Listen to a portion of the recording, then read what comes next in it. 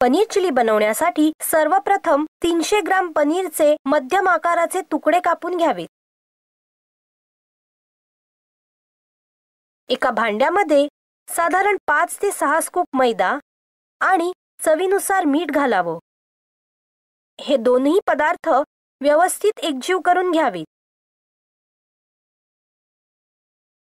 आता यामध्ये थोडंसं पाणी घालावं। गरज लागल्यास अजून थोडंसं पाणी घालावं। या मिश्रणामध्ये पाणी जास्त पडणार नाही याची दक्षता मात्र नक्की घ्यावी। या तयार झालेल्या मैद्याच्या मिश्रणामध्ये कापलेले पनीरचे तुकडे घालून घ्यावेत। मैद्यामध्ये घातलेले हे तुकडे गरम तेलामध्ये तळून घ्यावेत।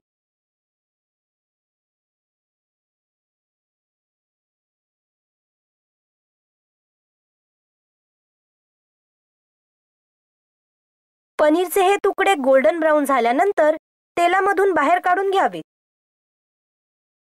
बाजूला एका फ्राय पॅनवर गरम तेलामध्ये बारीक कापलेलं आलं व्यवस्थित फ्राय करून घ्यावं। आता यामध्ये सिमला मिरची आणि 2 हिरव्या मिरच्या घालाव्यात व हे मिश्रण पुन्हा एकदा परतून घ्यावं।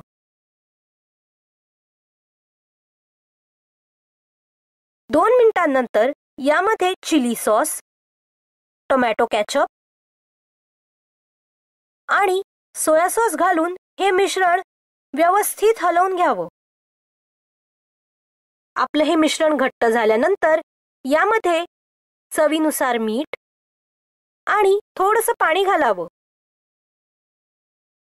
या मिश्रणाला उकळी फुटल्यानंतर यामध्ये फ्राय केलेले पनीरचे तुकडे घालावे व अलगद रीतीने हलवून घ्यावं। हे मिश्रण हलवताना पनीरचे तुकडे तुटणार नाहीत याची दक्षता मात्र नक्की घ्यावी। आता हे मिश्रण साधारण 2 मिनिटं झाकून ठेवावं।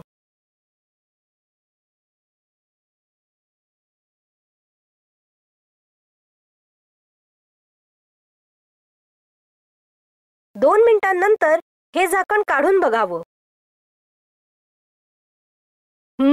आपली पनीर चिली तयार झालेली आहे।